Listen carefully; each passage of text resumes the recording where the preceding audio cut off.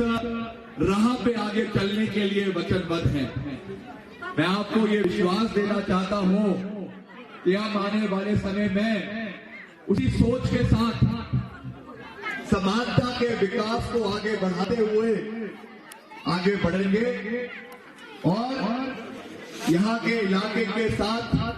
Outer Seraj के साथ वैसे भी हमारे परिवार का कोई राजनीतिक रिश्ता नहीं है।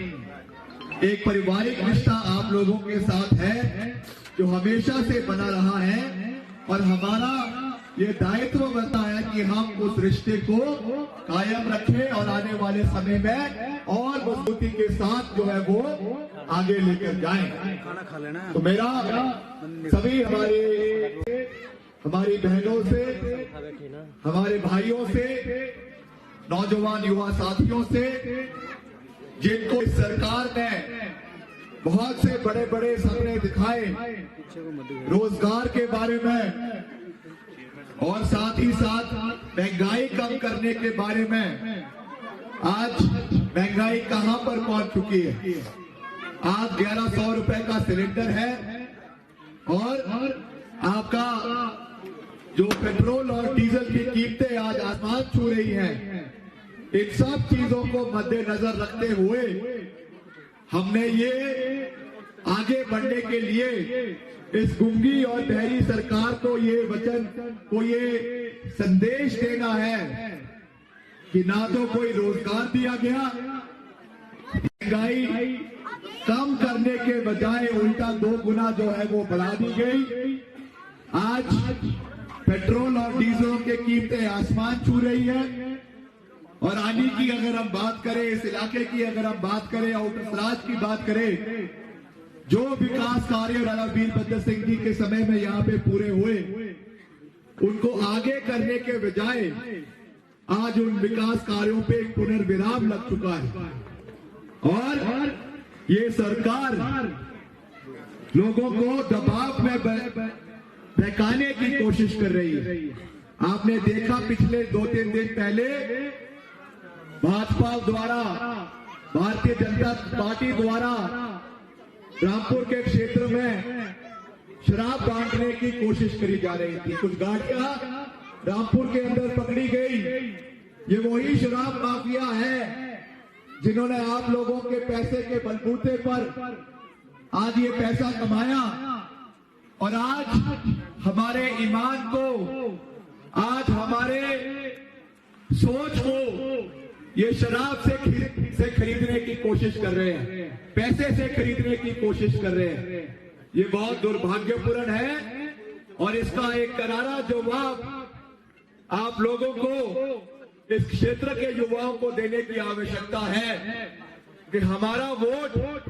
हमारा ईमान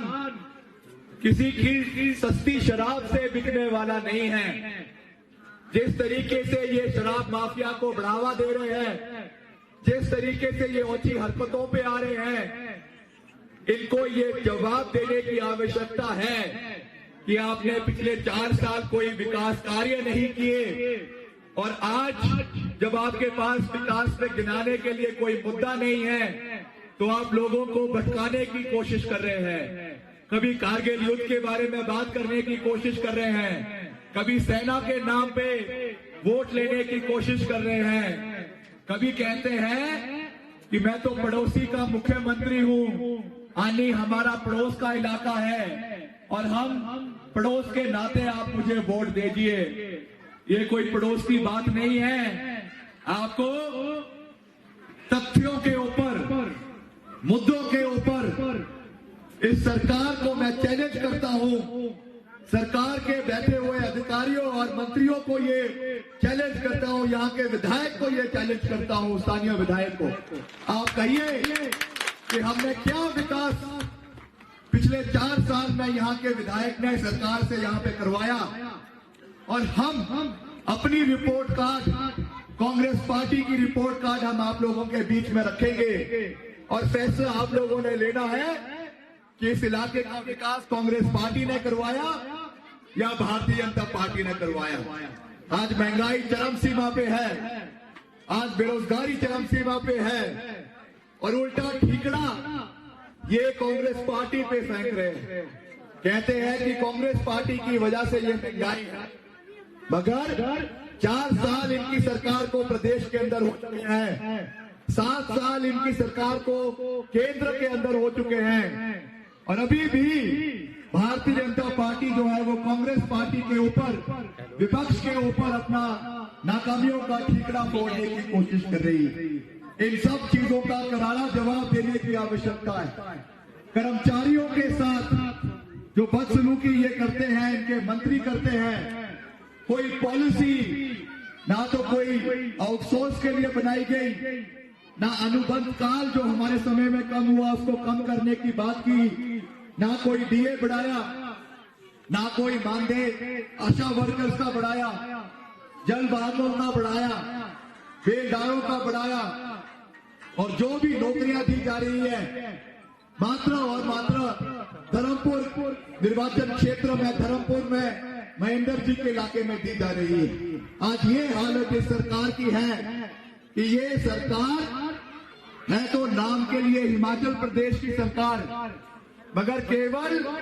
2 निर्वाचन क्षेत्र में,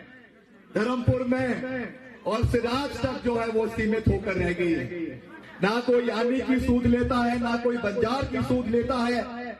ना कोई रोडू की सूद लेता है, ना कोई रामपुर की सूद लेता है। चुनावों के समय में यहां पर आकर सहानुभूति लेने की कोशिश करी जा रही है, मगर अब ये जनता जाग चुकी है। महंगाई जो बढ़ती हुई है, बेरोजगारी जो बढ़ती हुई है, इसके खिलाफ आज प्रदेश की महिलाएं, प्रदेश का युवा आज जाग चुका है, और ये जन सैलाब 30 तारीख को आज से 2 दिन बाद जो है वो वोटों के अंदर तब्दील होगा। और मैं दावे के साथ ये बात कह सकता हूं कि श्रीमती प्रतिभा सिंह जी भारी मतों से जीतकर यहां से लोकसभा के अंदर जाएंगी, और जिस तरीके से पूर्व में यहाँ पे सांसद के रूप में यहाँ पर आई थी, हम आपको वादा करते हैं कि हम बहुत जल्द फिर से जीत के बाद आप लोगों के बीच में, इसी गांव में, इसी मैदान में आप लोगों के बीच में आके आपका धन्यवाद करने आएंगे। और जो यहाँ के अधूरे पड़े हुए कार्य है, महिलाओं के कार्य है, महिला मंडल के कार्य है, युवक मंडल के कार्य है, स्थानीय ग्राम पंचायत के कार्य है, उनमें गति देने के लिए राजा वीरभद्र सिंह जी के दिखाए हुए रास्ते पे आगे बढ़ेंगे, और सरकार के अधूरे पड़े हुए कार्य को पूरे करते हुए देवी देवताओं के आशीर्वाद के साथ आगे बढ़ेंगे।